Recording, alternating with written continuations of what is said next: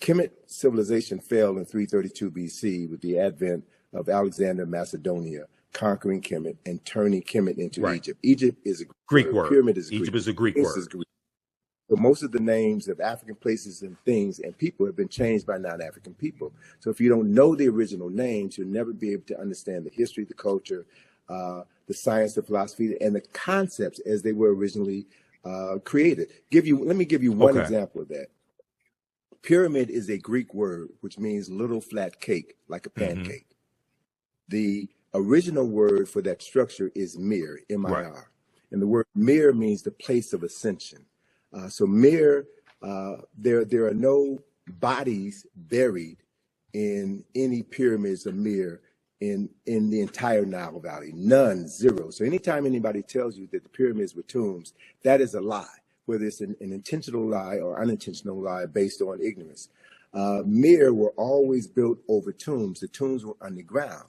So the word mir means the place of ascension. The place of ascension. And the purpose of a mir was to facilitate the ascension of the soul buried underneath it into heaven, where that soul would be reborn. And they were very specific about where in heaven a soul would go to be reborn. So the first text which documented this journey of the soul into the afterlife was carved in the burial chamber of a tomb known as the Pyramid of Unas, right? So it's in his burial chamber where you find the oldest written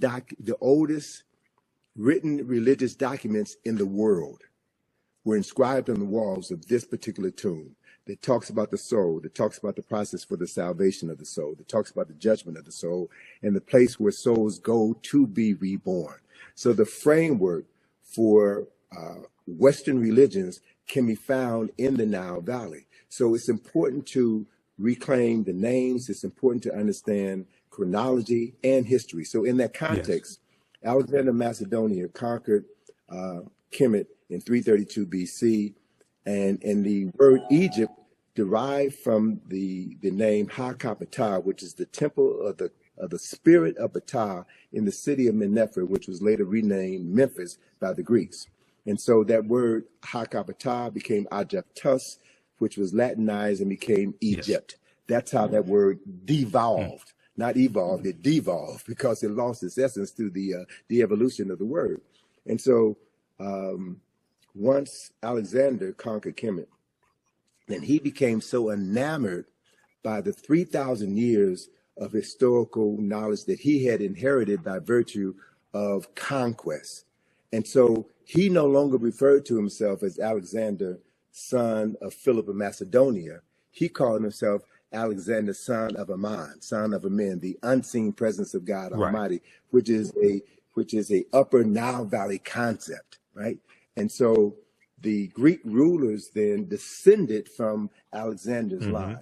And Cleopatra is the last of these Greek rulers. So Cleopatra, for all intents and purposes, Cleopatra was not African. She was not Kemetic in the literal sense of the word. And so my thing is, don't get caught up in Cleopatra.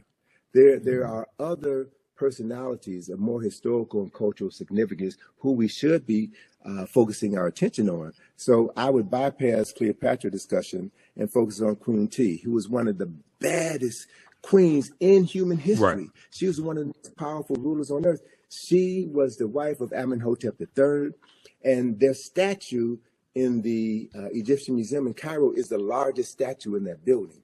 And anyone who looks upon that statue could see the nationality or the race, if you will, of who these two African people were. And it's very clear that we understand the chronology. Queen Tiye was the wife of Amenhotep III. The son was Amenhotep IV, who changed his name to Akhenaten. And Akhenaten's son was the person that we call King Tut. So if you understand the history, understand the chronology, you can focus your attention on subject matters that are more worthy of discussion than Cleopatra. Not to dismiss her summarily, but Cleopatra is about as significant as Meghan Markle. I'm just saying. Right. Context is everything. Context is everything. So look at, and there, thank you for that image of Queen Tiye. Now, that's a very small image of Queen T.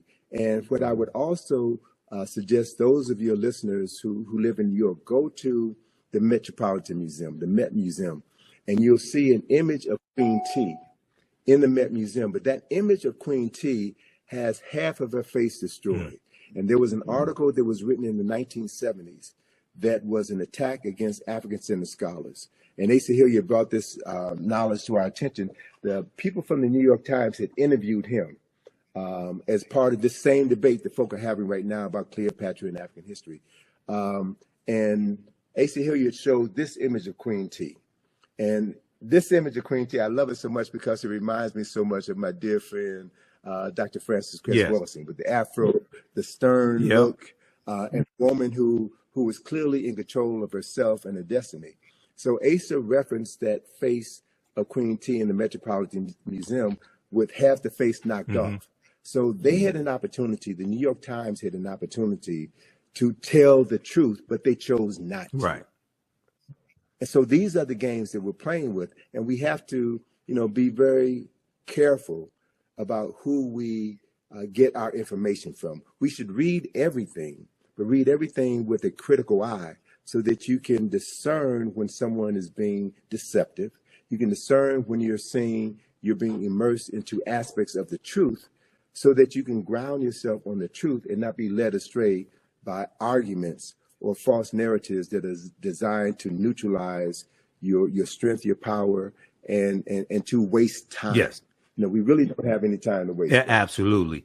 And speaking of time, I know you have to run, so I want you to let people know about, you told me Egypt on the Potomac Tour is going to start back up. Give people the website, and then family watching. As soon as we finish with Tony, I'll let you know about my online history classes I teach on Saturdays and Sundays, because we have a class today at 3 p.m. Eastern Standard Time. Go ahead, Tony. So through our company, IKG, we have been presenting this information for over 40 years. We've done numerous publications. We have numerous activities. One of our most significant activities is our Egypt on the Potomac field trip, which is something that I created in 1986. So Egypt on the Potomac is designed to show people the Egyptian presence, the Kemetic presence in Washington, D.C. Right. And I've done research. We've been doing this for well over 30 years, and no one has ever challenged me based on the information that we put forward to show that America's founding fathers chose examples from the Nile Valley, from Kush and Kemet, in order to establish the foundation for what has become the capital of the wealthiest, most powerful nation in human history. So that activity has been curtailed for the past 3 years because of COVID. But beginning on May the 6th, we will have our regular 3-hour bus field trip of Washington, D.C., where we will take you through various locations throughout the city, and explain the architectural, the symbolic, and the mythological elements of Nile Valley civilization, which have literally been hidden in plain sight.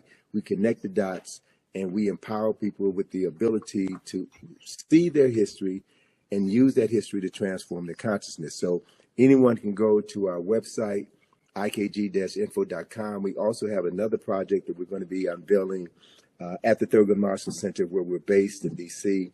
It's the John Henry Clark Enhanced History Project.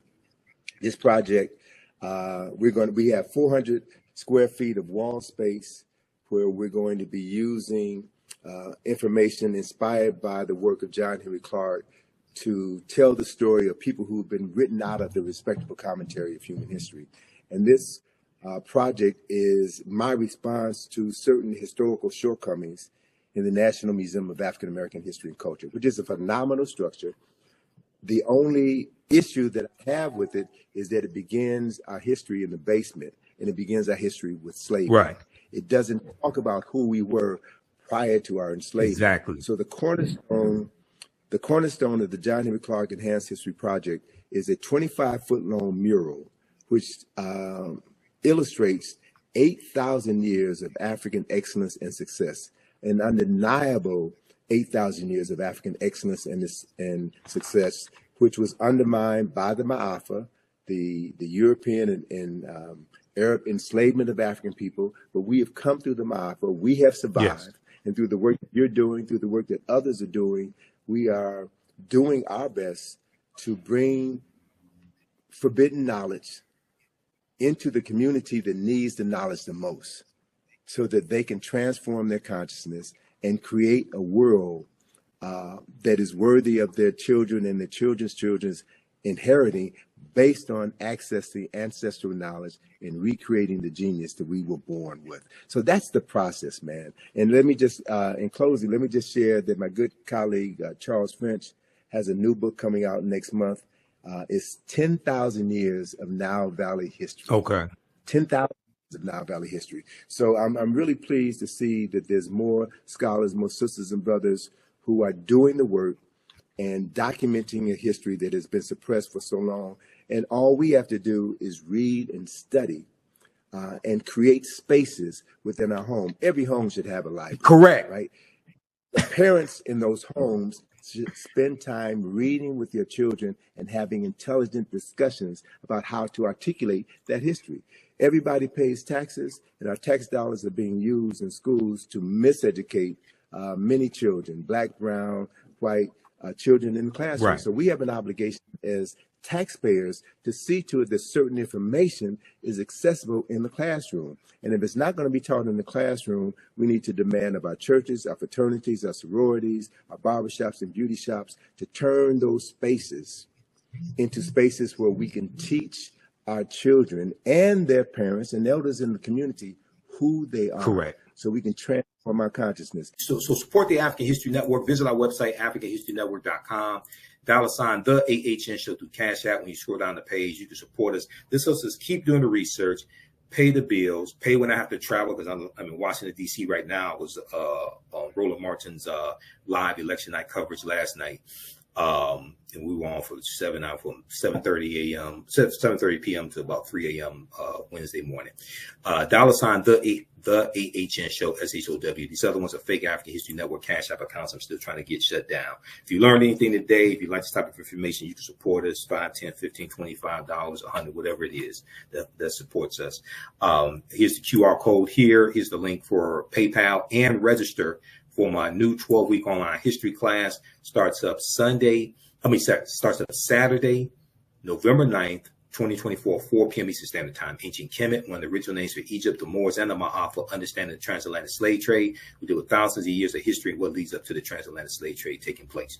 And you can download the lesson plan right here. I do a PowerPoint presentation. We have book references, articles, video clips, over 200 slides, 800 to 100 articles we reference. I show you everything on the screen, even the excerpts of books. So you don't have to buy any of these books to follow along in class, but you can if you want to. And we have show you extras with interviews I've done from historians like Professor Janie Small, Professor Kabahai Waka Kamene, Tony Browder, Renoko Rashidi, and more.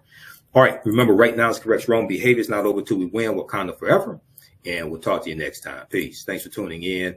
We're going to get through this. These next 4 years are going to be hard. The House of Representatives, Democrats may take the House if we'll see they're still tabulating.